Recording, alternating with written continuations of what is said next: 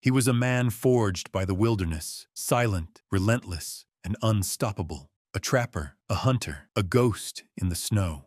For 15 brutal winters, Ethan Callaway called the Yellowstone wilds his home. Through raging storms, starving wolves, and the watchful eyes of those who wanted him dead, he endured. Some feared him, some hunted him, but none could break him. Survival wasn't a choice, it was the only way. Yet in a land where nature shows no mercy and enemies never sleep, even the strongest can fall. How did Ethan Callaway survive the impossible, and what finally brought him face to face with his last winter? Chapter 1. Into the Unknown. The wind howled through the jagged peaks of the Absaroka Range, cutting through the thick pines like a knife. Snow swirled in the fading light as the sun dipped below the horizon, casting long shadows over the frozen valley. Somewhere deep in this unforgiving wilderness, a lone figure trudged forward, his breath rising in clouds of mist. Ethan Carter had left everything behind. No phone, no money, no roads leading back to civilization. Just a small cabin he had built with his own hands, and the endless expanse of Yellowstone's backcountry stretching before him. He wasn't here for adventure or some social media stunt. He was here to survive, to prove to himself that he could exist in the wild, away from the chaos of the modern world. As he reached his cabin, a simple one-room shelter made of rough-cut logs, he dropped his heavy pack on the wooden floor. His hands, wrapped in worn leather gloves, fumbled to light the lantern. The soft glow flickered against the frost-covered walls, revealing a sparse interior, a handmade cot, a wood-burning stove, and shelves lined with carefully rationed supplies.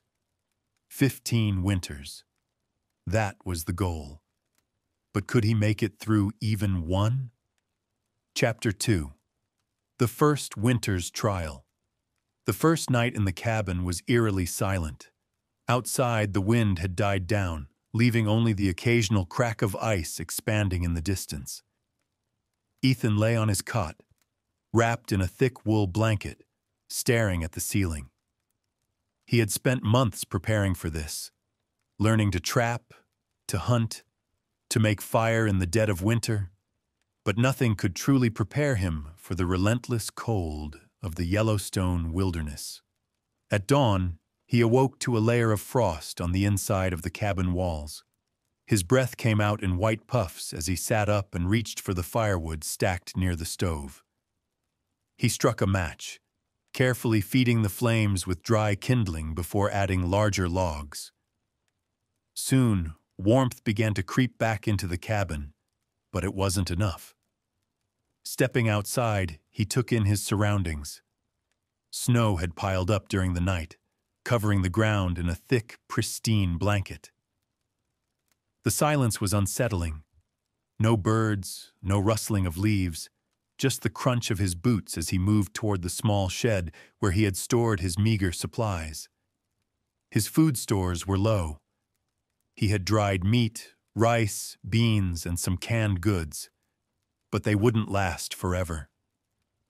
Hunting and trapping would be his lifeline. Ethan grabbed his rifle and set out into the forest. The towering pines stood motionless, their branches heavy with snow. Every step he took was deliberate, every sound amplified in the stillness. He scanned the ground for tracks, searching for any sign of movement. Then he saw them, fresh tracks in the snow. A hare, likely just ahead of him. Slowly, he raised his rifle, steadying his breath. Survival was a constant battle, and every shot counted. He squeezed the trigger. The gunshot echoed through the trees. Chapter 3. Blood on the Snow. The gunshot faded into silence, swallowed by the vast emptiness of the forest. Ethan lowered his rifle, his eyes scanning the snow-covered ground ahead. A small, motionless shape lay in the powder. A snowshoe hare, its thick white coat now stained with a crimson bloom. He approached carefully, kneeling beside the fallen creature. It wasn't the largest kill, but out here, every bit of meat mattered. He muttered a quiet thanks to the animal before slipping it into his pack. The cold had already begun to seep into his bones, and he knew he had to keep moving. The hike back to the cabin was slow and deliberate. Yellowstone's backcountry was unpredictable. One wrong step could mean falling through hidden ice or startling a predator. Every moment demanded caution. As he neared the cabin, something felt off. The snow in front of his door was disturbed. Deep, uneven prints leading up to the entrance. His heart pounded. These weren't his tracks, and they weren't from an animal he wanted to run into. A grizzly. Ethan's fingers tightened around his rifle as he took a cautious step forward.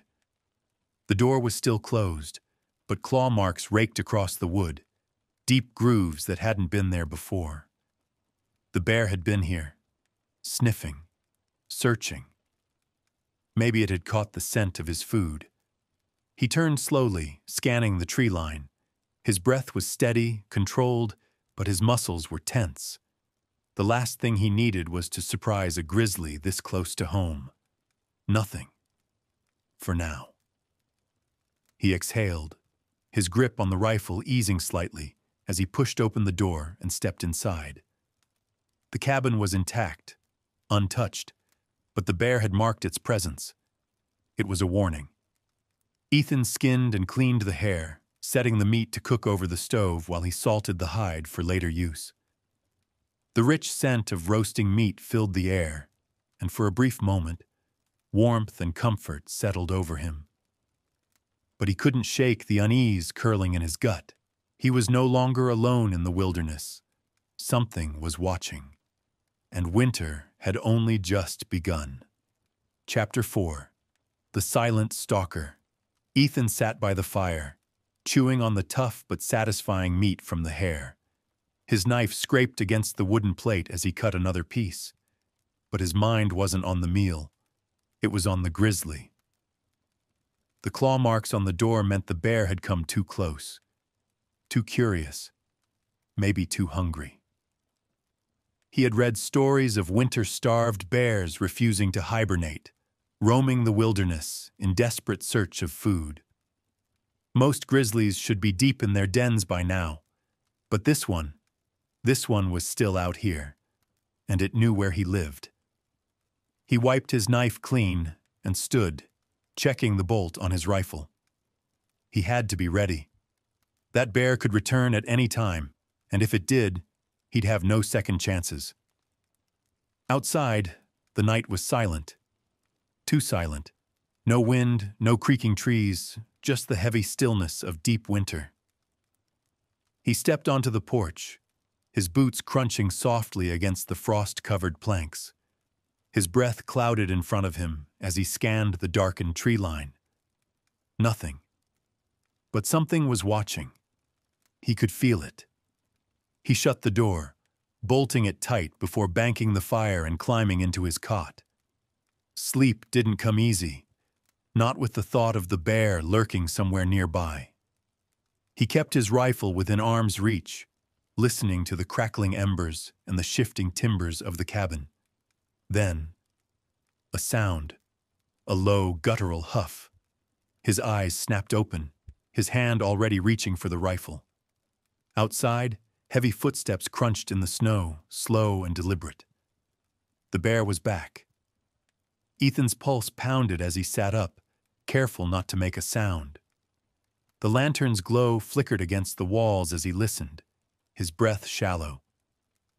The footsteps stopped just beyond the door, then, scraping, the sound of claws raking against the wood, slow and deliberate, testing. The bear was learning. Ethan gripped his rifle tighter, his mind racing. He couldn't fire blindly, not through the walls. If he provoked it, the bear might charge. The cabin's logs were thick, but not impenetrable. If the bear wanted in, it would find a way. The scraping stopped.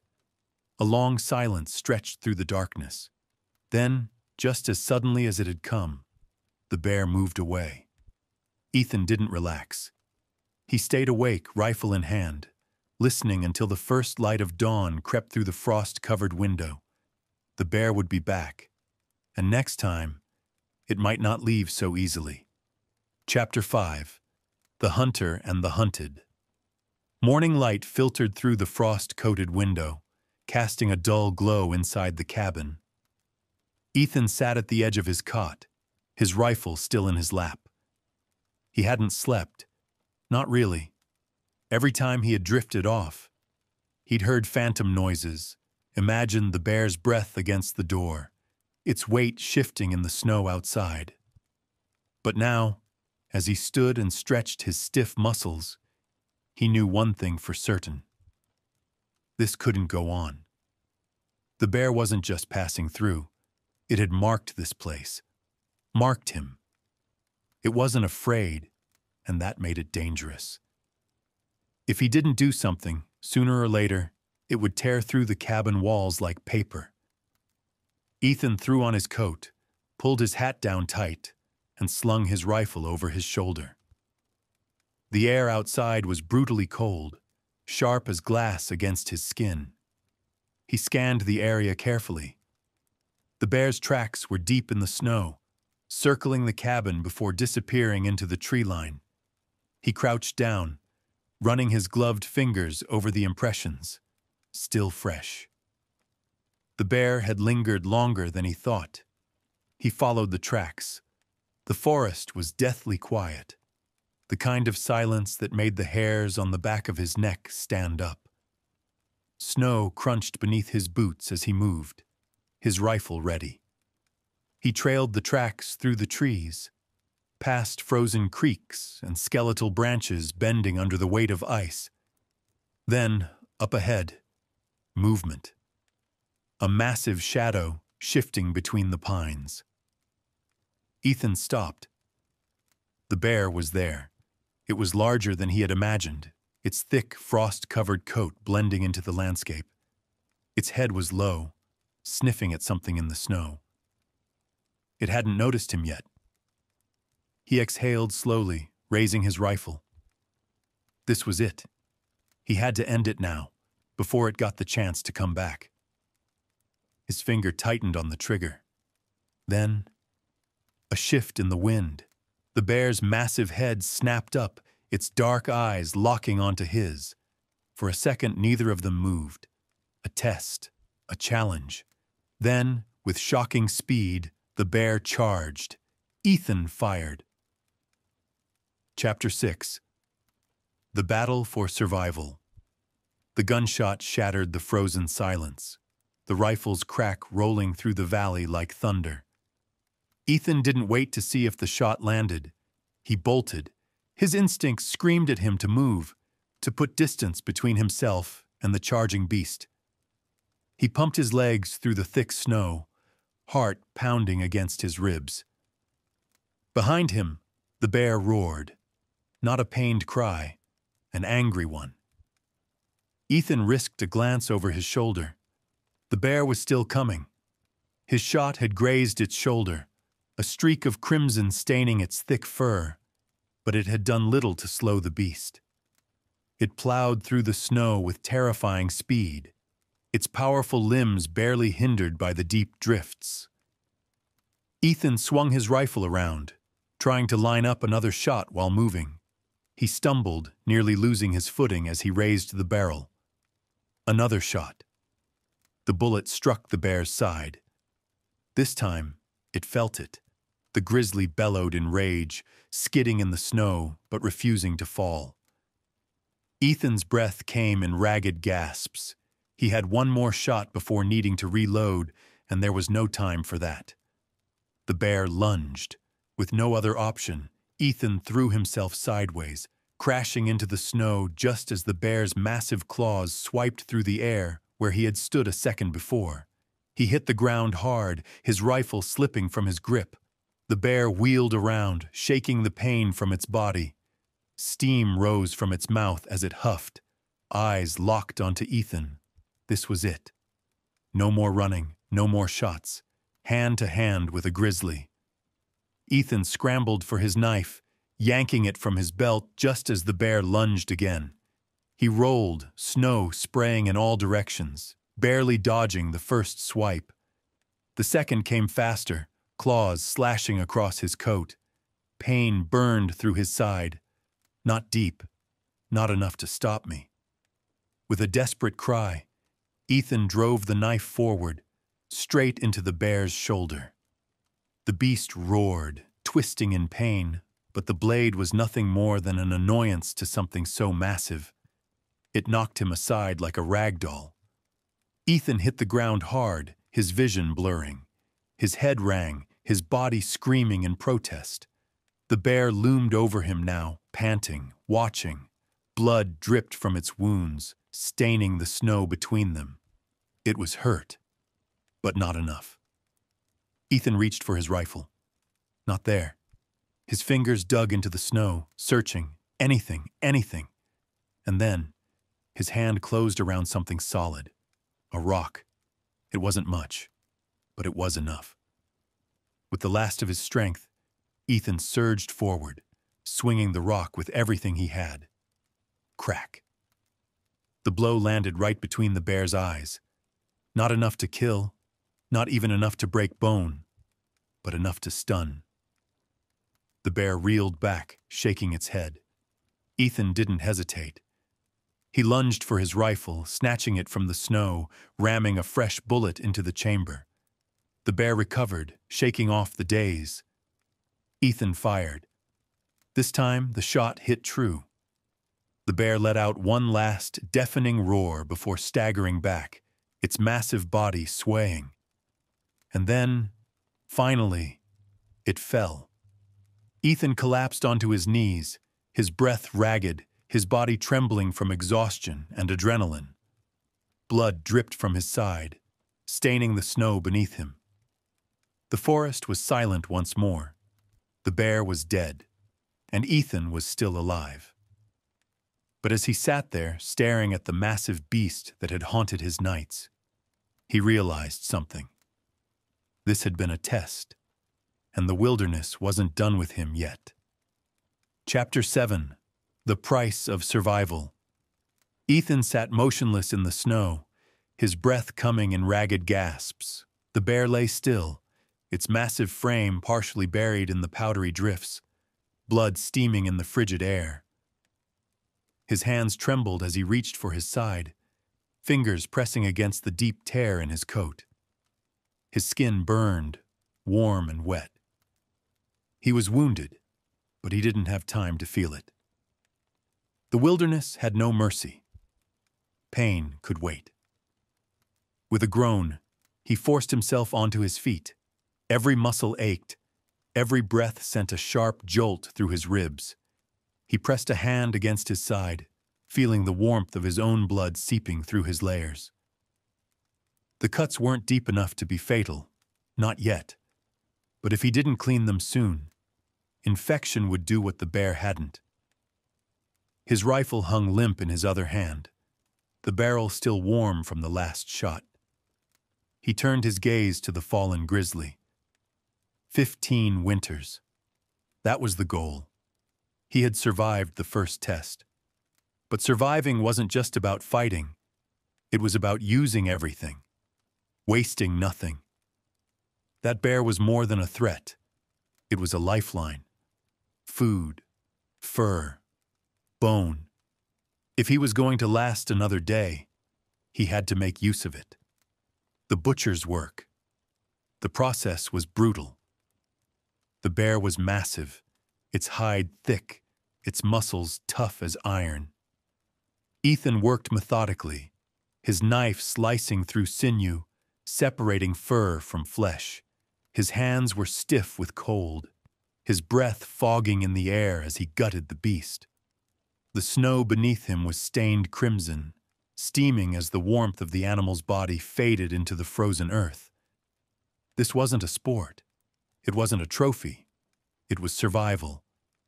He carved out as much meat as he could carry, packing it tightly into his bag before cutting long strips to dry later. The hide, thick and heavy, would take days to properly cure. But when it was ready, it would be invaluable. Warmth, protection. By the time he was finished, the sun had begun its slow descent beyond the peaks, casting long blue shadows over the landscape. The wind had picked up again, howling through the trees. Ethan was drained, his body heavy, his mind clouded with exhaustion. But he had no choice but to keep moving. With one last glance at the remains of the bear, he hoisted his pack over his shoulder and began the long trek back to the cabin. The cold bit at his exposed skin. His wounds throbbed with every step. But he kept going, one foot in front of the other. Because out here, stopping meant dying, and he wasn't done yet. Chapter 8. Blood and Fire. By the time Ethan reached the cabin, darkness had swallowed the forest. The temperature had dropped even further, the cold gnawing at his exposed skin. His breath came in ragged puffs, his vision swimming from exhaustion and blood loss. He barely made it inside before his knees buckled. Slamming the door shut behind him, he dropped his pack onto the floor and collapsed onto his cot, his body screaming in protest. The wound in his side throbbed with each heartbeat, hot and angry beneath his torn coat. He needed to clean it. Now dragging himself upright, he fumbled for his supplies. A small metal pot, a scrap of cloth, a bottle of whiskey. He poured a generous splash into the pot, setting it over the crackling fire. The scent of alcohol filled the cabin as it warmed. This was going to hurt. Bad. Ethan gritted his teeth, pulling his shirt aside to examine the wound. The bear's claws had raked deep, carving angry red lines across his ribs. Blood had dried in jagged streaks, but fresh warmth still seeped from the edges. No time to hesitate. He took the cloth, dipped it into the hot whiskey, and pressed it against the wound. Fire. A raw, searing pain exploded through his side, his body jerking involuntarily as he stifled a scream. His vision blurred, stars bursting behind his eyes, but he forced himself to keep pressure on the wound. Seconds felt like hours. When the worst of it passed, he wrapped the wound tightly with a strip of clean cloth, securing it as best he could. It wasn't perfect, but it would have to do. Outside, the wind howled through the trees, rattling the cabin walls. Ethan slumped against the cot, sweat cooling against his skin despite the heat from the fire. His body was spent, his mind foggy with exhaustion. But as he stared at the ceiling, feeling the sting of his wounds and the weight of the bear's hide still sitting in the corner, a thought pressed into his mind. This was just the beginning. The bear was a test, and the wilderness had plenty more waiting for him. He closed his eyes, gripping the handle of his knife even as sleep finally pulled him under. Because out here, you never let your guard down. Not for a single moment. Chapter 9. The Dead of Winter. Ethan woke to silence. Not the peaceful kind, the wrong kind. The fire had burned low, casting weak embers across the log walls, the usual groans of the cabin settling, the distant snap of frozen branches. Gone. Something was off. He sat up slowly, wincing as pain flared through his wounded side. The bandage was already crusted with blood, but he ignored it. Survival came first. He reached for his rifle, his fingers wrapping around the cold metal as he listened. The wind had died. Even the trees seemed to be holding their breath. Then, crunch, a sound. Faint, distant. Something was out there. Ethan stood, his pulse steady despite the tension coiling in his gut. He moved to the window, careful to keep his body to the side. The glass was coated in frost, but he could make out the pale glow of the moon on the snow. At first he saw nothing, just the endless stretch of white and the skeletal trees swaying in the darkness. Then, movement. A shadow, not a bear. Something taller. Human. The thought sent a chill deeper than any winter wind. For 15 winters, he had lived alone in Yellowstone's backcountry. He had long stopped expecting to see another soul, but there, standing at the edge of the tree line, was a figure, unmoving, watching. Ethan tightened his grip on the rifle. He had faced storms, starvation, a grizzly's fury. But this was different. Because men were always more dangerous than beasts. Chapter 10. The Stranger. Ethan's breath came slow and controlled, but his mind raced. Whoever was out there hadn't moved. They stood at the edge of the trees, just beyond the moonlit clearing, too far to make out any details, too close to ignore. He eased back from the window, moving silently across the cabin. His rifle was loaded. His knife was within reach. His body ached. His side throbbed. But none of that mattered now. People didn't just appear out here. Not in winter, not in the deep wilderness, and certainly not in the dead of night. A test. Another test. Ethan pulled on his coat, keeping his movements slow, deliberate. Whoever they were, they had chosen not to approach. That meant they were waiting. For him? For something else? A gust of wind rattled the trees, sending a fresh flurry of snow swirling through the air. The figure remained still. Ethan pushed open the door, stepping onto the frozen ground. The cold bit into his exposed skin, but he ignored it. He lifted his rifle, not aiming, but making it clear he was armed. "Who's there?" His voice cut through the silence. No answer. The figure shifted slightly, a slow movement, almost deliberate. Then, a step forward. Ethan tensed. The moonlight caught more detail now. A man, bundled in heavy furs, his breath fogging in the cold. His face was shadowed beneath a thick hood, but Ethan could see his eyes. Dark, unreadable. The man raised a hand, open, empty, a gesture of peace. Ethan didn't lower the rifle. "Lost?" he asked, his voice firm. The stranger tilted his head slightly, considering. Then, at last, he spoke. His voice was rough, cracked from the cold. "No." A pause, then, "I was looking for you." A fresh chill ran through Ethan's spine, colder than the winter air. He didn't know this man, but somehow, the man knew him. Chapter 11. A Name from the Past. Ethan's grip on the rifle tightened. Looking for him? The words gnawed at him, pressing deeper than the cold. He had spent 15 winters alone, buried in the wilderness, forgotten by the world. No one should have been looking for him. And yet, here this man stood. The stranger took another step forward, slow and deliberate. His breath misted in the frigid air, his heavy fur coat dusted with snow. The moonlight cast long shadows across his face, but Ethan still couldn't make out enough to recognize him. "Stay where you are," Ethan ordered. The man stopped. He raised his hands slightly, a cautious truce. "I mean no harm." Ethan said nothing, watching him carefully. Every instinct screamed at him to be ready, to expect a trick. The stranger tilted his head. "You don't remember me, do you?" Ethan's stomach twisted.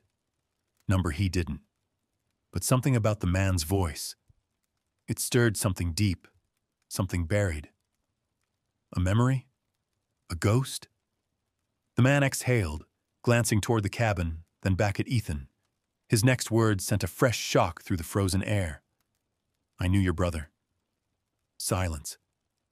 For a moment, Ethan swore he had misheard. The wind howled between the trees, filling the space between them. "My brother's dead," Ethan said flatly. The stranger nodded. I know. He paused. But before he died, he told me where to find you. The words hit like a rifle shot. Ethan hadn't spoken his brother's name in years, had spent a decade and a half burying the past, and now this man had unearthed it. 1,000 questions burned in Ethan's mind. Who was this man? How did he know about his brother? And why, after all these years, had he come looking for him now? Chapter 12. The Ghost of the Past. Ethan stood frozen, the rifle steady in his hands, though his grip had turned ice cold. His brother, a name he had buried, a face he had tried to forget. And yet, here was this stranger, standing in the snow, speaking of him like he was more than a ghost. Ethan swallowed hard, forcing his voice to stay level. You'd better start talking. The man hesitated, glancing toward the dark tree line before turning back to Ethan. Not out here. Ethan didn't move. This could be a trap, a trick. But if this man knew his brother, if he had real answers, Ethan couldn't afford to turn him away. Finally, he jerked his head toward the cabin. Inside. The man stepped forward cautiously, stopping just at the threshold. Ethan didn't lower the rifle until the stranger was inside and the door was shut behind them. The fire crackled, throwing flickering light across the walls. The man shook the snow from his heavy furs, his breath still fogging in the cold air. Now, in the fire's glow, Ethan could see him more clearly. His face was weathered, lined with age and hardship, a thick beard streaked with gray, deep-set eyes that had seen too much. He wasn't a young man, but there was strength in him still. Ethan pointed to the table. Sit. The man obeyed, lowering himself onto the wooden bench with a slow, deliberate motion. He rested his hands on the table, palms up, showing he was unarmed. Ethan remained standing, watching him carefully. The fire popped, the cabin walls groaned against the cold. Then the man finally spoke. Your brother's name was Thomas. Ethan's jaw clenched. I know my own brother's name. The man nodded. Then you know he wasn't the type to quit. Not easily. His eyes flicked up to Ethan's, not even when they left him for dead. A chill ran down Ethan's spine. Who left him? The man exhaled slowly. The same people who are looking for you. Silence. Ethan's mind raced, a storm of old memories colliding with new fears. 15 winters alone, hidden, forgotten, or so he had thought. But now, someone had found him, and worse, someone else was still looking. Chapter 13. Hunted Ethan's heartbeat was slow, steady, too steady for what he had just heard. Someone was looking for him. And if this man was telling the truth, they had already found his brother first. He pulled out the chair across from the stranger, but didn't sit. He kept his stance firm, his hand resting near the knife on his belt. Start from the beginning. The man's gaze flickered to the fire, as if searching for the right words in the embers. Then he spoke. Thomas didn't die the way you think he did. Ethan stiffened. I was with him near the end, the man continued. Years after you disappeared into the wild, he was still looking for you. Never stopped. He exhaled. But some men, dangerous men, wanted him dead before he could find you. Ethan's grip tightened. Who? The man shook his head. People who don't like loose ends. And Thomas? He was asking the wrong questions about you, about why they wanted you gone. A slow burn crept into Ethan's chest. 15 winters alone. 15 years believing the world had forgotten him. But it hadn't. Something deeper was at play. Something that had reached into his past, hunted his brother, and now, finally, after all this time, had come for him. Ethan's voice was quiet when he spoke. "Why now?" The man met his gaze. "Because they know you're still alive." Silence settled between them, thick and suffocating. Ethan didn't move, didn't blink. The man leaned forward, his eyes dark and serious. "You've survived out here longer than most men ever could. But this isn't the wilderness coming for you this time." He paused. "It's people." Ethan let out a slow breath, feeling the weight of the rifle at his side. The cabin suddenly felt smaller, the walls thinner. For 15 winters, he had fought against the wild. Now, for the first time in years, he was fighting something far worse. Other men. And men didn't play fair. Chapter 14. No more hiding. The fire crackled, its flickering light casting shifting shadows across the cabin walls. Ethan stood motionless, his mind working through the weight of the stranger's words. For 15 winters, he had survived against nature's worst.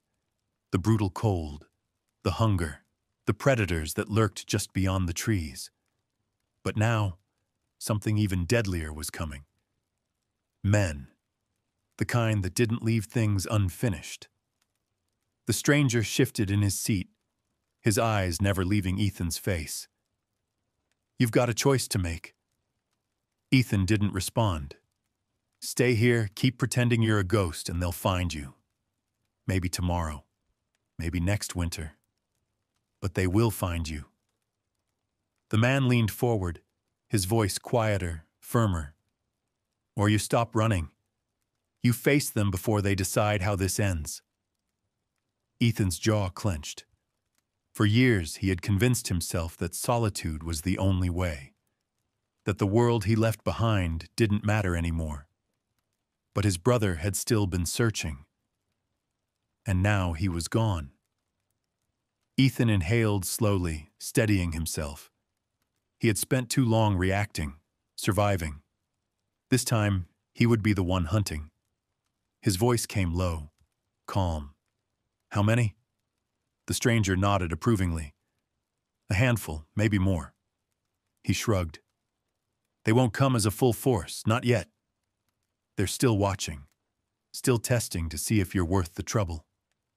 He paused. "They don't know the kind of man they're up against." Ethan turned, moving toward the corner of the cabin where his supplies were stacked. The bare pelt from his last kill still lay draped over a chair, waiting to be cured. Next to it, his old pack, worn from years of use but still strong. His rifle was already loaded. His knife was already sharp. He had survived for 15 winters alone. But now, for the first time in years, he wasn't just fighting to live. He was fighting to end this. Ethan slung the rifle over his shoulder and turned back to the stranger. "Tell me everything you know." Chapter 15. The hunt begins. The stranger didn't hesitate. He leaned forward, his rough hands clasped together on the table. "They've been tracking you for months," he said. Slowly, quietly. At first they weren't sure you were still alive. But then, he gestured around the cabin. They started finding signs. A snare here, a spent rifle casing there, a set of tracks leading to a place no man should still be living. Ethan's gut tightened. He had always been careful, always erased his trail. But 15 years was a long time. Mistakes were inevitable. "They didn't come straight for you," the stranger continued. "They sent someone else first. Someone to test the waters." He exhaled. "That was me." Silence. Ethan didn't move, didn't speak. But deep inside, something shifted. The air in the cabin was thick, heavy. The fire's glow barely reached the edges of the room, but Ethan could see the man clearly now, sitting across from him, calm, waiting. The way a hunter waits for his prey to make a mistake. Slowly, deliberately, Ethan reached for his knife. The stranger didn't flinch. I figured you'd react like this, he said. Then why are you still sitting there? Ethan's voice was like ice. The man sighed, running a hand over his bearded face. Because I changed my mind. Ethan narrowed his eyes. They sent me to find you, the man admitted. To confirm you were alive. If I did, I was supposed to report back. Let them come finish the job. He shook his head. But after seeing you, seeing the way you survive out here, I realized something. The man leaned forward. They don't deserve to win. Ethan's grip on the knife didn't loosen. And you think I'll just trust you? No, the man admitted. But I didn't have to warn you, did I? I could have just disappeared into the trees and let them come. But I didn't. Silence settled between them. Ethan studied the man's face, searching for the lie. If this was a trap, it was a damn convincing one. Finally, Ethan spoke.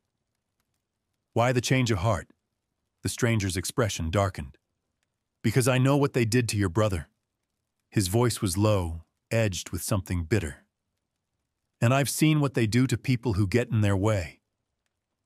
Ethan held his gaze. Then, after a long moment, he slowly released the knife and sat down. Start talking. The stranger nodded. All right. He took a breath. Here's what we're up against. Chapter 16. The Ones Who Hunt in Shadows. The stranger exhaled, his breath steady, but there was something behind his eyes, something dark. They call themselves the Order. Ethan said nothing, waiting. They're not government, not law enforcement, not officially, but they own people in both, the man continued. They operate from the shadows, cleaning up loose ends, making sure secrets stay buried. His gaze hardened. And you? You're one of those secrets. Ethan didn't flinch. He had spent years in the wild, but he had lived another life before that, a life he had left behind. And now it had come looking for him. What do they want? Ethan asked. At first, just confirmation. They suspected you might still be alive, but they weren't sure. That's why they sent me. He tapped his chest. But once I found you, everything changed. The fire crackled in the silence. Ethan leaned back in his chair, arms crossed. If they didn't know for sure before, they do now. The stranger nodded. Which means they'll come soon. A small group at first. Maybe 3 or 4. Just to test the ground. He paused. They won't expect to fight. Ethan's lips pressed into a thin line. Then they don't know me at all. A slow smile tugged at the edge of the stranger's mouth. Number they don't. Ethan stood, moving to the window. The night stretched beyond the trees, endless and silent, but it no longer felt as empty as before. He could feel it now. A presence. The weight of something coming. He turned back to the man. You said they sent you to report back. Yes. Ethan's gaze was cold, calculating.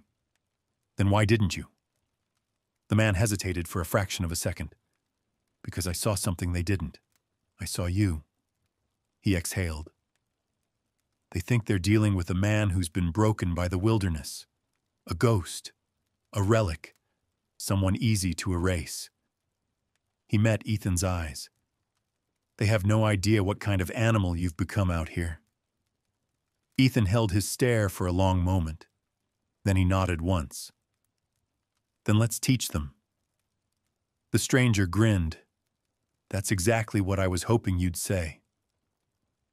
Ethan moved to the corner of the cabin, pulling down an old wooden crate. He flipped the lid open, revealing what lay beneath.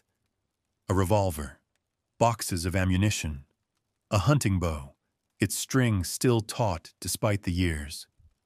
And at the very bottom, folded, untouched for over a decade, a worn black jacket with a symbol stitched into the sleeve.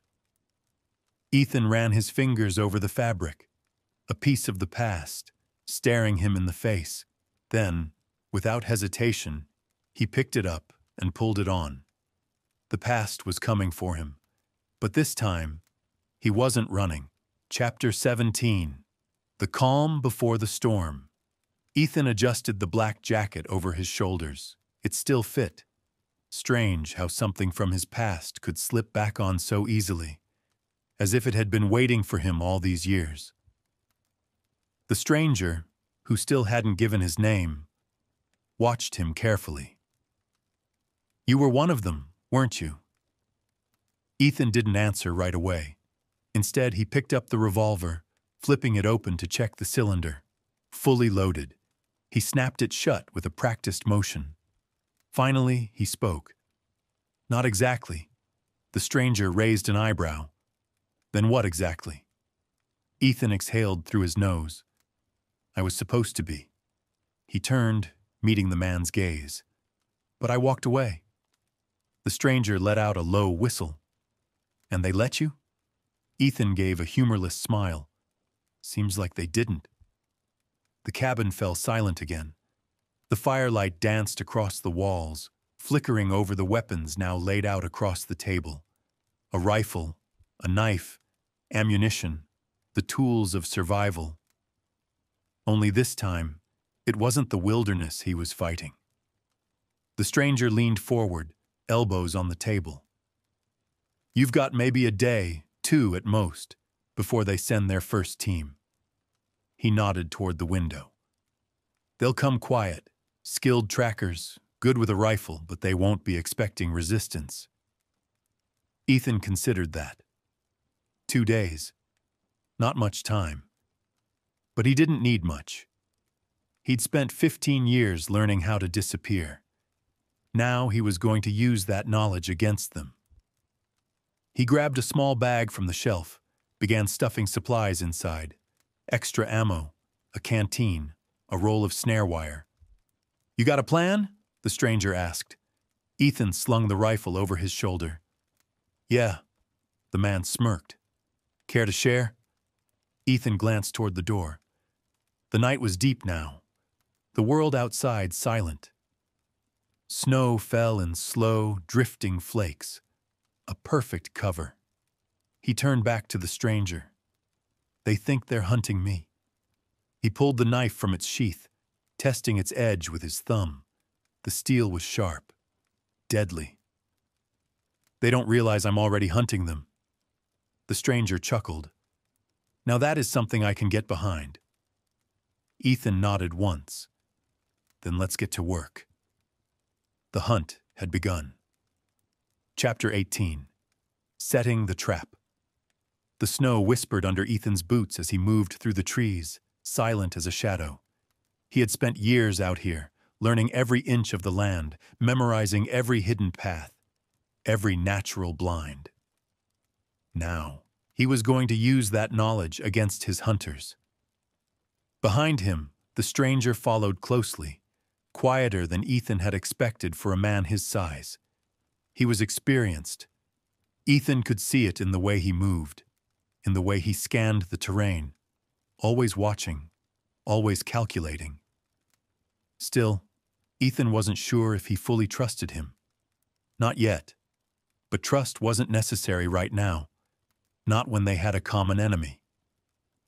Ethan stopped suddenly, raising a hand. The stranger froze. Ahead, a ridge sloped downward into a narrow valley thick with trees. The perfect place for an ambush.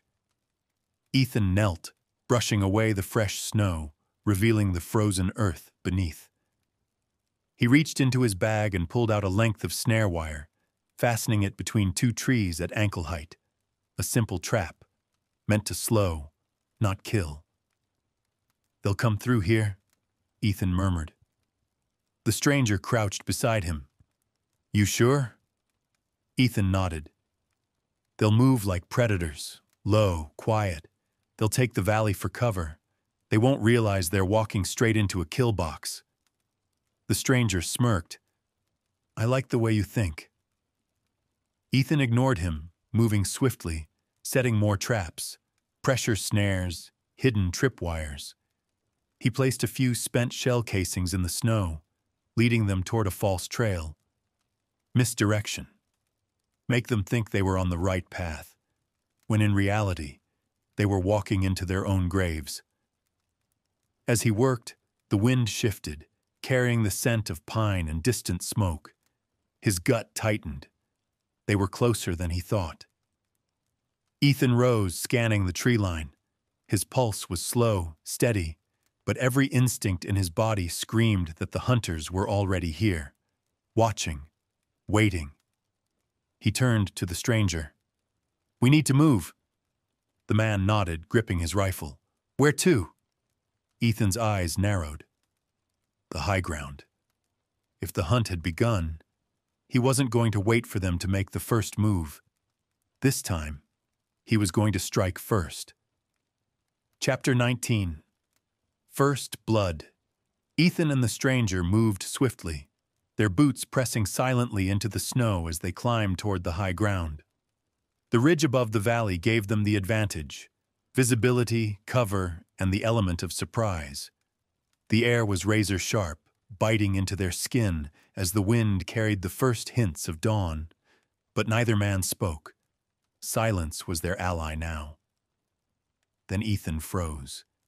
A single crack in the distance. A twig snapping. They were here. Ethan crouched, signaling for the stranger to do the same. He peered through the trees, his breath steady, controlled.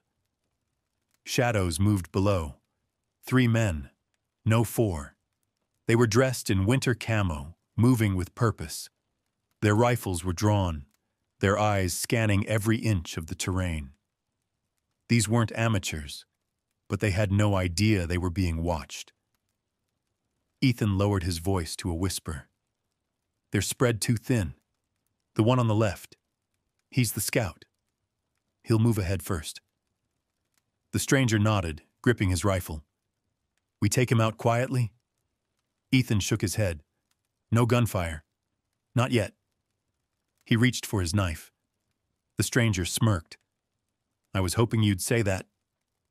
Like ghosts, they slipped through the trees, circling behind the lone scout. The man was careful, his steps measured, but he wasn't careful enough. Ethan struck fast. One arm wrapped around the scout's throat, yanking him backward, while the other drove the knife deep into his side, just beneath the ribs. A single gasp escaped the man's lips before Ethan lowered him gently into the snow. No sound, no struggle. Just a red stain slowly spreading across the frozen ground. The stranger raised an eyebrow. Efficient. Ethan wiped the blade clean on the dead man's jacket. 3 left. The others were still moving, unaware. Their formation had shifted. One was covering the rear, while the other 2 advanced cautiously. Ethan scanned the valley. The traps were set, but he needed to herd them toward them. He met the stranger's gaze. Time to split them up. The stranger grinned. "I'll take the one on the right." Ethan nodded. "I'll handle the rest." And just like that, they vanished into the trees once more. The hunt was far from over. It had only just begun. Chapter 20. Shadows in the Snow. Ethan moved like a predator through the trees, his knife still slick with the scout's blood. The remaining 3 hunters were advancing cautiously now, unaware that they were already walking into their own deaths. The stranger had veered off to the right, circling wide to isolate his target. Ethan focused on the 2 still pushing forward. They were professionals, silent, disciplined, their rifles sweeping through the trees. But they had a problem. They weren't hunting. They were being hunted. Ethan spotted the first mistake. One of them, taller, heavier, probably ex-military, was moving too close to a downed log where Ethan had set a tripwire. One more step, snap. The wire yanked tight, triggering a counterweight that sent a thick branch whipping upward. It struck the man hard in the chest, knocking him back with a choked gasp. His rifle fell from his hands as he crashed into the snow. The second man spun, gun raised. Ethan was already moving. He surged from the shadows, closing the distance in an instant. His knife struck fast, low, slicing through the tendons behind the hunter's knee. The man let out a strangled cry, collapsing as Ethan twisted the blade free. The downed man groped for his sidearm, but Ethan kicked it away, flipping his knife in his grip before driving it down, clean, swift, right into the throat. The fight was over before it had even begun. Blood seeped into the white snow. One left. Ethan's head snapped up as he heard a distant crack. A single suppressed gunshot from the right flank. The stranger. Ethan moved fast, his boots crunching lightly as he rushed toward the sound. He weaved through the trees, his rifle now in his hands, eyes scanning for movement. Then he saw it. The last hunter lay sprawled in the snow, a hole clean through his skull. The stranger stood over him, rifle still smoking. He looked up as Ethan approached. "Well," he said with a smirk, "that was fun." Ethan gave a short nod. "They'll send more." The stranger wiped his rifle barrel with a gloved hand. "Good. I was just starting to enjoy myself." Ethan glanced down at the bodies, then toward the valley. The real battle was still ahead. This was just the first wave, and the order wasn't going to stop until one side was dead. Ethan turned to the stranger. "We need to send them a message." The stranger grinned. "I like the way you think." The hunt wasn't over. It was just getting started. Chapter 21. A warning in blood. Ethan and the stranger worked quickly. The bodies had to be left in a way that sent a message, a clear warning to the order, a reminder that they weren't dealing with prey. They were dealing with something far worse. Ethan dragged the first corpse toward a tree, binding its wrists together with thick cord.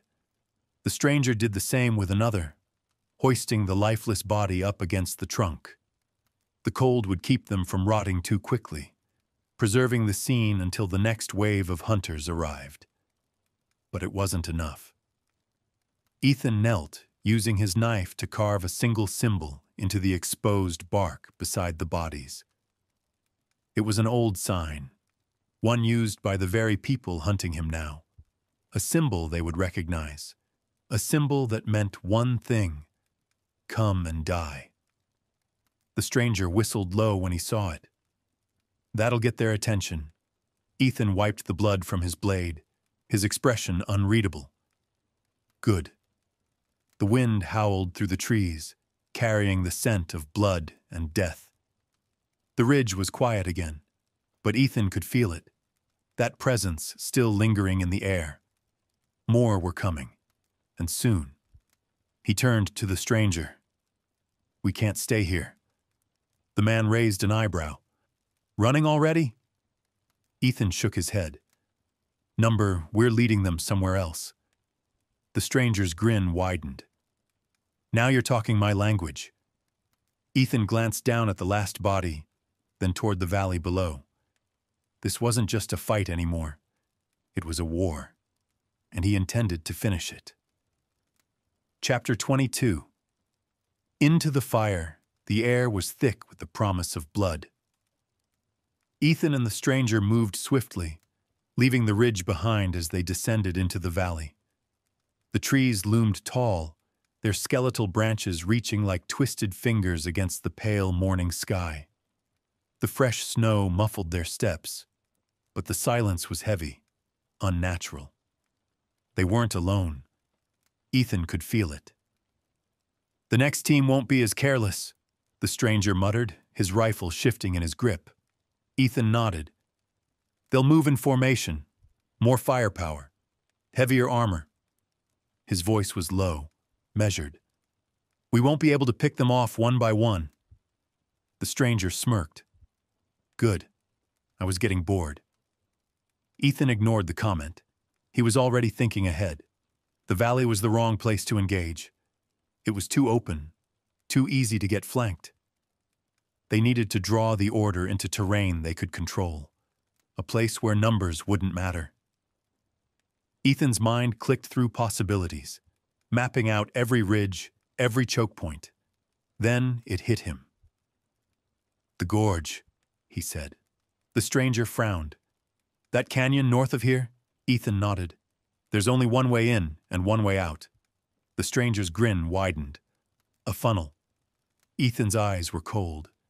"A graveyard." They moved fast, pushing through the snow as the wind picked up, whispering between the trees.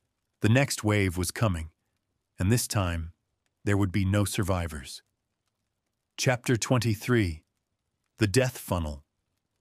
The gorge loomed ahead, its jagged cliffs rising like the ribs of some ancient beast. The walls were steep, slick with ice, and the narrow pass between them was the only way through. A perfect place for an ambush.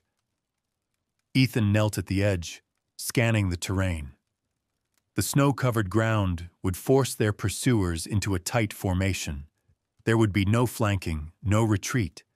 Once they stepped inside, they wouldn't be leaving. The stranger studied the pass with a knowing grin. "You've done this before." Ethan didn't answer. Instead, he reached into his pack, pulling out a handful of rifle rounds. He set to work, embedding them in the frozen ground, makeshift pressure traps. One wrong step, and the primer would ignite, sending shrapnel into anything nearby. The stranger let out a low whistle. "That's dirty." Ethan placed the last one and stood. "That's survival." Then they climbed. The rocky ledges above the pass gave them a clear line of sight. Ethan positioned himself on one side, the stranger on the other. Their rifles were ready. The wind carried only the sound of their breathing. Then they waited. It didn't take long. A faint crackle came through the radio Ethan had taken from one of the dead hunters. "Sweep the area. He's close." Footsteps crunched in the snow. Shadows moved at the mouth of the gorge. Ethan counted 6 figures. He knew there would be more trailing behind, another team covering their rear. One of the hunters raised a fist, signaling the others forward. They moved with discipline, sweeping the pass, unaware that they were already inside the kill box. Then, a sharp crack. One of the hunters stepped on a buried round. It ignited with a small explosion, shredding his leg in an instant. He dropped with a choked scream. The others reacted fast, dropping into cover. Too late. Ethan's rifle barked once, sending a bullet clean through the lead man's skull. The stranger opened fire next, cutting down another with a controlled burst. Panic. Shouting. The remaining hunters scrambled for cover, but there was none. The gorge was a death trap. Ethan picked them off one by one, each shot precise, calculated. The stranger did the same, his rifle kicking steadily. Seconds passed, then silence. Ethan exhaled slowly, scanning the bodies below. Smoke curled from the barrels of their rifles. The snow was no longer pure. Dark stains seeped into the ice. The stranger slung his rifle over his shoulder. That was satisfying. Ethan didn't respond. His eyes were already on the tree line beyond the gorge. This wasn't over. The order wasn't going to stop, and Ethan was done running. He turned to the stranger. "It's time we take the fight to them." The stranger grinned. "Now that is what I wanted to hear." The real war was about to begin. Chapter 24. Hunting the Hunters. The scent of blood still lingered in the frozen air as Ethan and the stranger moved out of the gorge, leaving the bodies behind, like discarded pieces on a battlefield. The order wouldn't take this lightly. By now, their radio silence would have triggered alarms. More would come. More men, more firepower. But this time, Ethan wasn't waiting for them. He was going to hunt them down first. They moved swiftly through the dense pines, cutting across frozen rivers and rocky ridges. Ethan led the way, his mind working like a predator's, calculating, adapting, setting the next trap before the enemy even knew they were being hunted. The stranger matched his pace easily. Ethan still didn't trust him completely, but the man had proven himself in the firefight. For now, that was enough. As they climbed a ridge overlooking a vast clearing, Ethan stopped and knelt behind a cluster of rocks. He raised his rifle, scanning the valley below through the scope. Then he saw them. A new team. At least 8 men, moving in formation. These weren't just mercenaries. They were professionals. Kill squads. The order wasn't taking any more chances. The stranger adjusted his scope. Looks like they brought the big boys. Ethan's jaw tightened. Good. He studied their movement, their formation. 2 men on point, scanning for tracks, a heavier gunner in the middle, the others watching their flanks. But Ethan wasn't looking at the men.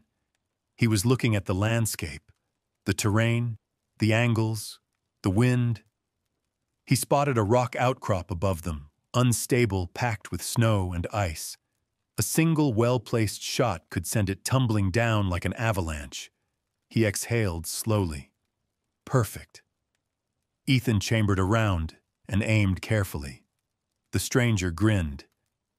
You thinking what I think you're thinking? Ethan squeezed the trigger. The rifle cracked. The bullet hit home, shattering the weakest point of the rock formation. For a split second, nothing happened. Then the earth groaned, a deep, rumbling growl as tons of rock and ice collapsed, crashing down on the unsuspecting hunters below. Screams filled the valley. Men scrambled, but it was too late. The avalanche swallowed them whole, crushing bodies beneath a wall of frozen death. Silence. Snow dust hung in the air like smoke after a battle. Ethan lowered his rifle.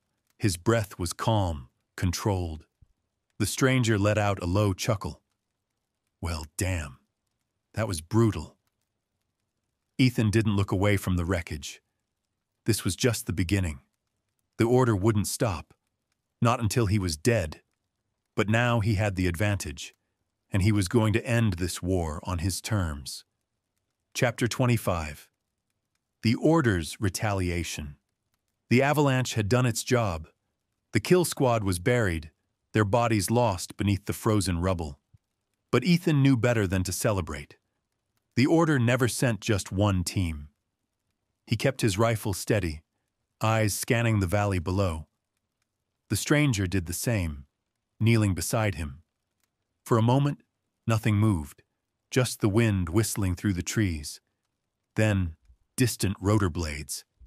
Ethan's stomach clenched. They're bringing in air support. The stranger smirked. Guess we pissed them off.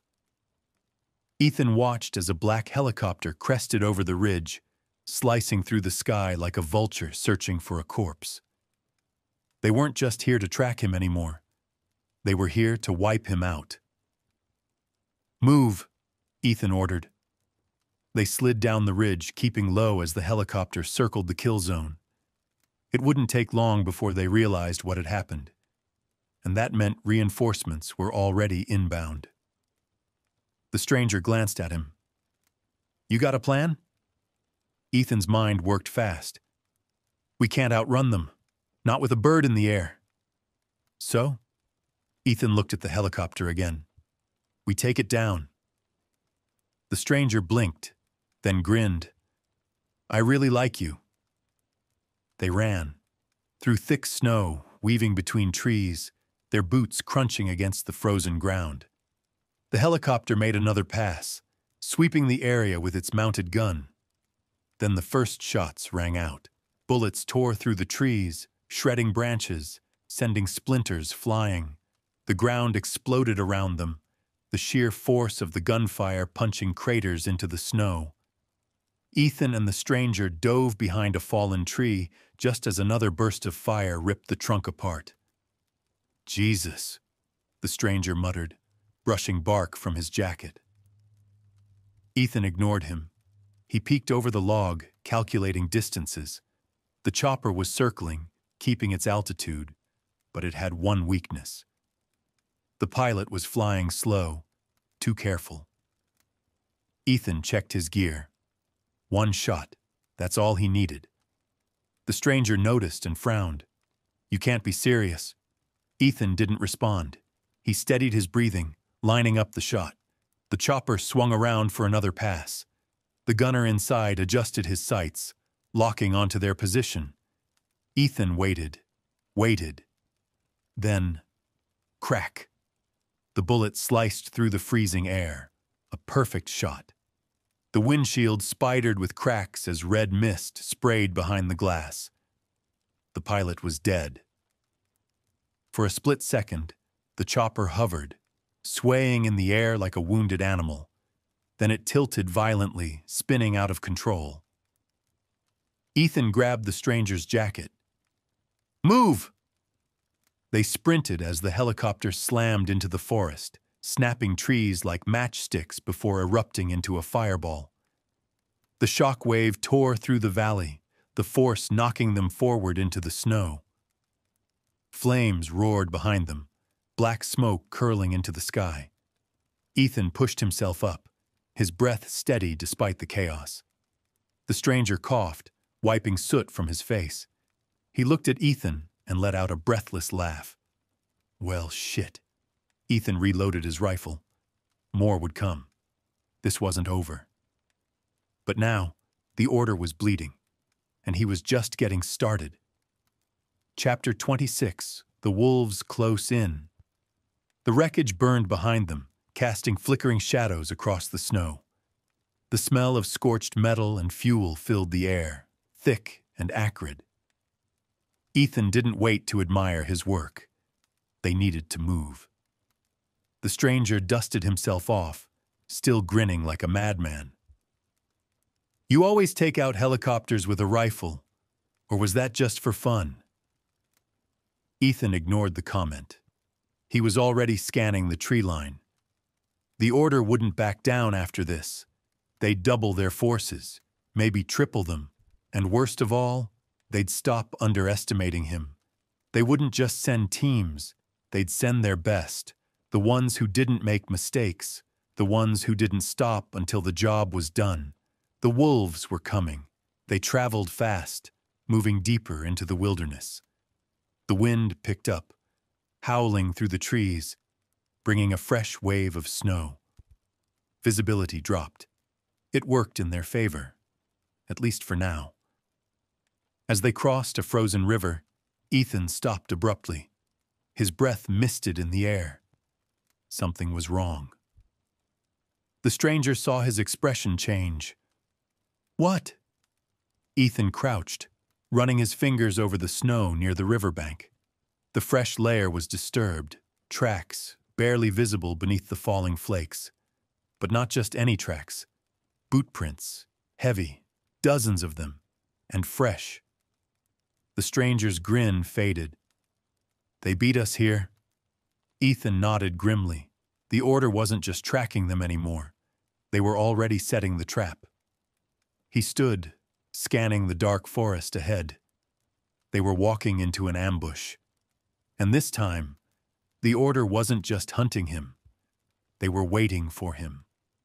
Chapter 27. The ambush. The cold pressed in from all sides, but Ethan's focus cut through the chill like a blade. They were being watched. The stranger gripped his rifle tighter, his usual smirk replaced with a more calculating look.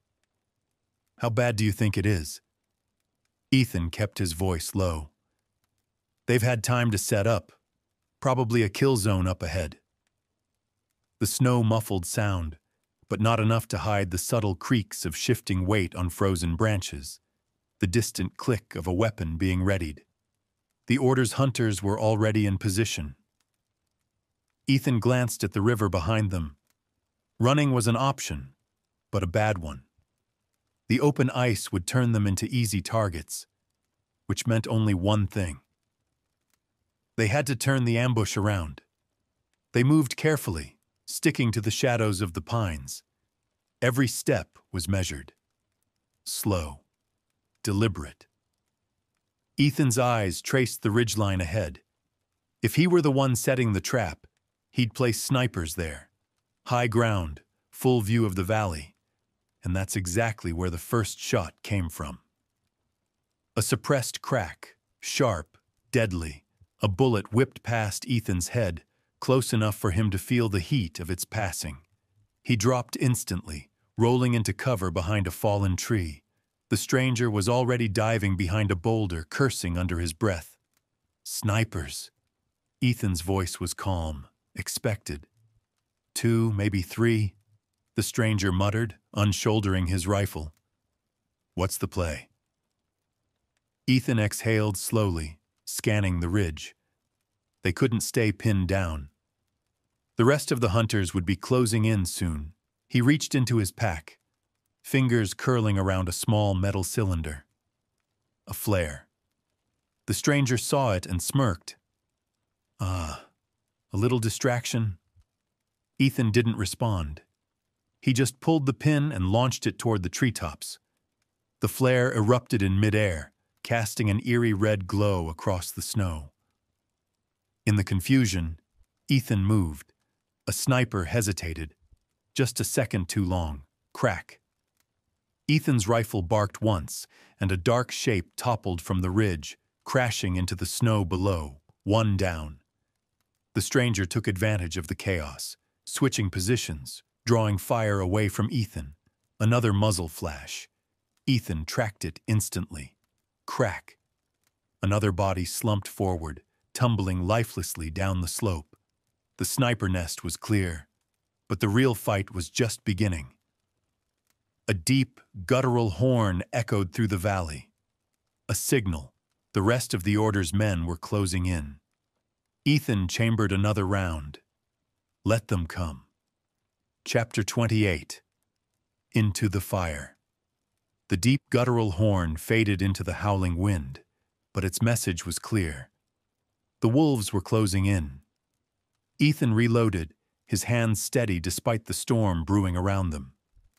The stranger crouched beside him, eyes locked on the tree line ahead. They're tightening the noose.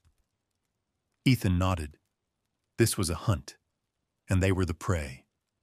But prey could bite back. Shadows moved in the trees, silent, patient. They weren't rushing in like before. No reckless gunfire, no shouting. They were learning. Ethan and the stranger had hurt them, badly. The order wasn't underestimating them anymore. This was going to be methodical. Ethan's breath misted in the freezing air. He counted the shapes. At least 10, maybe more. And that was just what he could see. More would be circling. The stranger adjusted his grip on his rifle. They're waiting for us to make a move. Ethan gave a slight nod. Then let's give them one. The stranger raised an eyebrow. Got something in mind? Ethan pulled another flare from his pack, not to distract. Not this time. He ignited it and slammed it into the snow. A bright red glow bathed the trees, illuminating the hunters creeping forward. For a brief second, their element of surprise was gone, and that second was all Ethan needed. Crack. His first shot punched through a man's chest, dropping him instantly. The stranger followed, his rifle kicking as he tore through another. The air erupted with gunfire. Bullets ripped through the trees, splintering wood, kicking up clouds of snow. Ethan and the stranger moved fast, staying low, weaving between trunks, never staying in one place for too long. The order pushed forward. Their training was obvious, covering angles, flanking. But Ethan had seen their playbook before. He knew how they moved, and he was always one step ahead. A hunter broke from cover, thinking he had an opening. Ethan put him down with a single shot. Another rushed from the side. The stranger dropped him before he could fire. The trees were turning into a graveyard. Then, a sharp whistle cut through the gunfire. A new signal. A retreat? Number something worse. Ethan barely had time to react before a thunderous explosion shook the ground. The tree next to him shattered into splinters, fire erupting where it once stood. Grenade. Then another. And another. The order wasn't just trying to kill them. They were leveling the entire section of the forest. The stranger cursed. "They're trying to burn us out!" Ethan grabbed his collar and dragged him back just as another explosion tore through the snow. There was no more holding this position. They had to run, and fast. Chapter 29. The Fireline. The forest was turning into a war zone. Explosions rocked the ground, sending waves of fire tearing through the frozen trees. The air stank of burning pine and gunpowder. Ethan didn't stop running. Neither did the stranger. Behind them, the order was closing in, pushing forward under the cover of the fire and chaos. They weren't just hunting anymore. They were exterminating. Ethan and the stranger vaulted over a fallen tree just as another blast ripped through the snow, showering them in ice and splinters. They hit the ground hard, rolling. Smoke curled through the trees, thick and choking. The fire was spreading faster than Ethan expected, feeding on the dry branches beneath the snow. "We keep running, we burn," the stranger coughed, spitting ash. "We stop, we die." Ethan's mind raced. Think, adapt, survive. The fire was a weapon, but not just against them. The order couldn't control it either. Ethan scanned the terrain. A ridge to the west, jagged rock breaking through the snow. High ground. He grabbed the stranger's arm. "We take the ridge." The stranger hesitated for half a second, then nodded. They moved.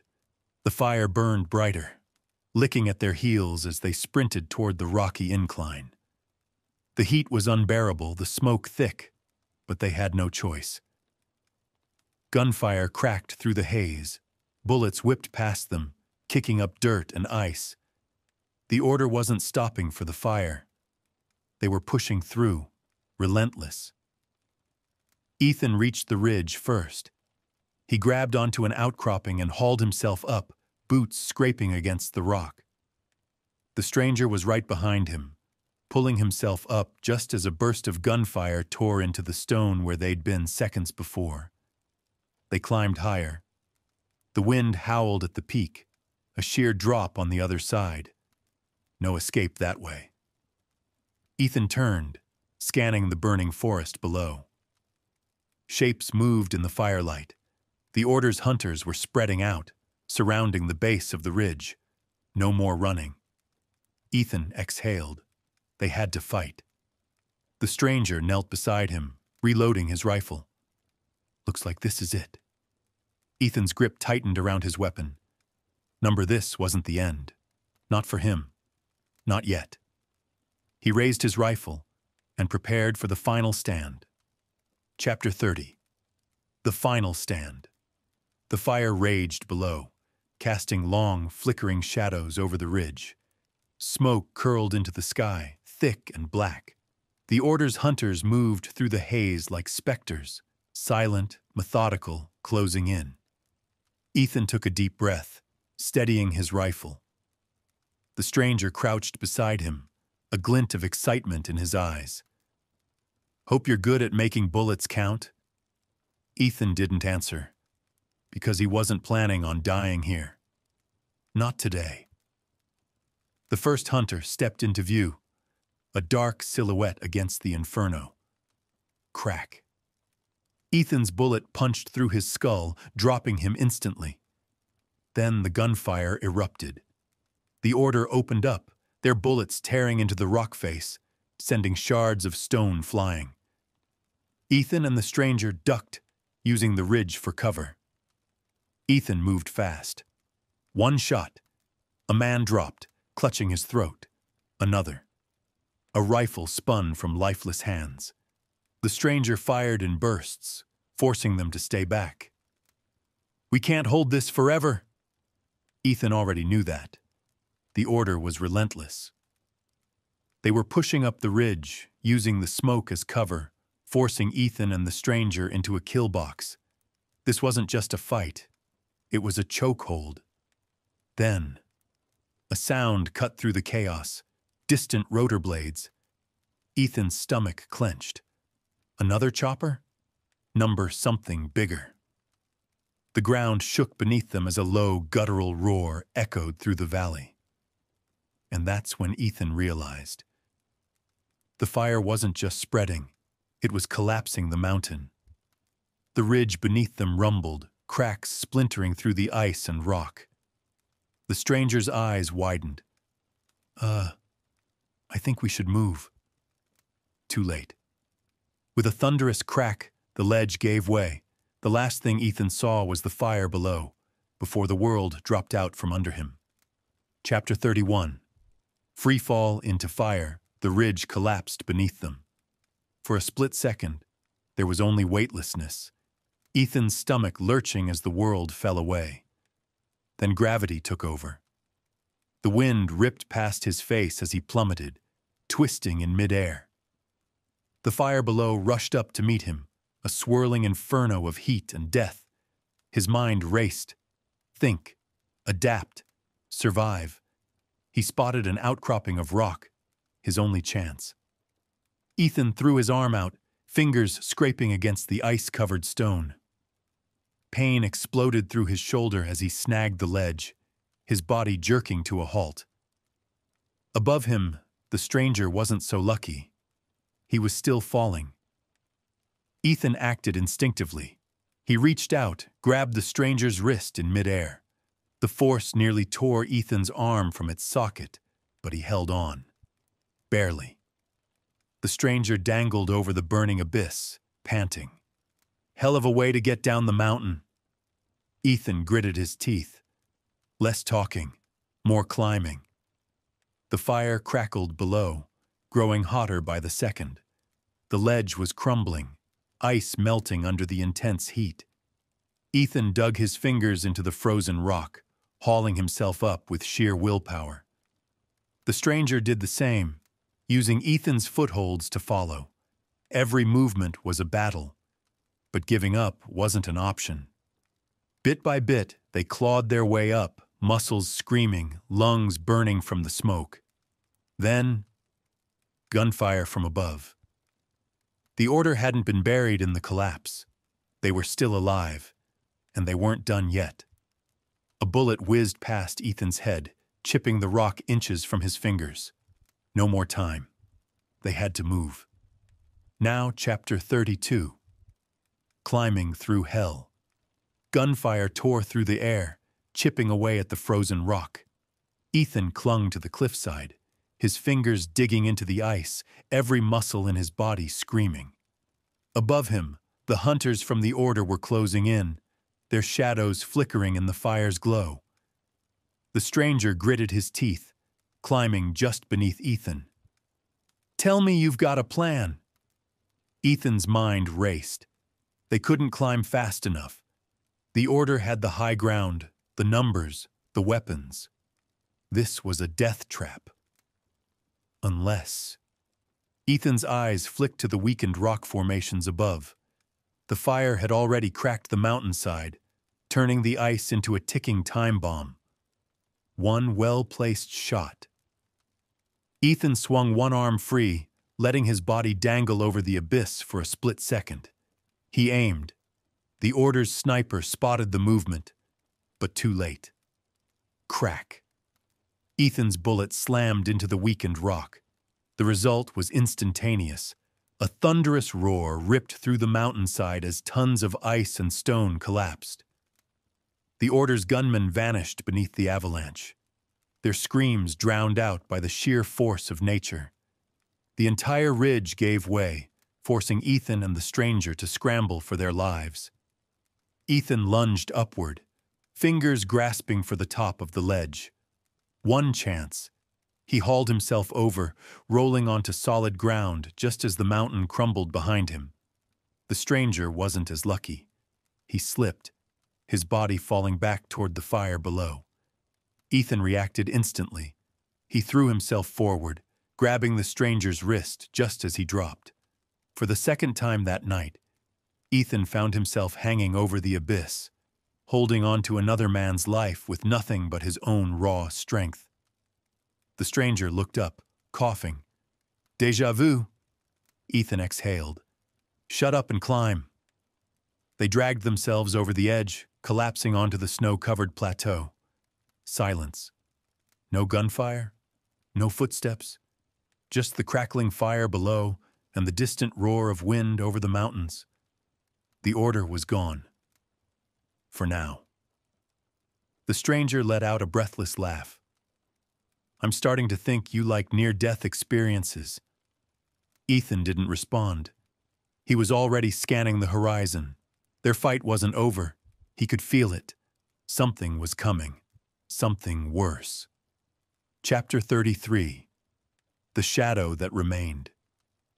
The wind howled across the ridge, carrying with it the distant groan of shifting ice. The fire below still raged, casting eerie shadows against the jagged peaks. Ethan sat up, scanning the horizon.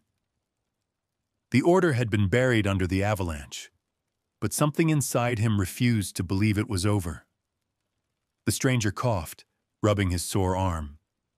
"So, do we call that a win?" Ethan didn't answer. His gaze was locked on a single figure standing at the far edge of the plateau. Not buried, not dead. Watching. The firelight glinted off something metallic on the figure's arm, something Ethan had seen before. The mark of the order. One of them had survived. Ethan slowly rose to his feet, his rifle still warm in his hands. The stranger followed his gaze. "You've got to be kidding me." The lone hunter stepped forward, calm, unshaken. The fire behind him made his silhouette impossibly tall, the orange glow flickering against the black leather of his coat. Then he spoke. "You should have run when you had the chance." His voice was low, even. No anger, no fear, just certainty. Ethan felt the weight of the rifle in his grip. "I don't run." The hunter gave a slow nod. "I know." Then he drew his weapon, a long, curved blade, gleaming like ice in the firelight. This wasn't going to be a gunfight. This was something else, something personal. The stranger took a step back. You want me to?" "No." Ethan didn't take his eyes off the hunter. "This is mine." For the first time in 15 brutal winters, Ethan wasn't running. He was ending this. Chapter 34. The final duel. The fire roared below, casting long shadows over the plateau. The wind howled through the peaks, whipping up snow and ash. Ethan and the hunter stood facing each other, locked in an unspoken challenge. The order had sent many after him. But this one was different. Not just a killer, a predator.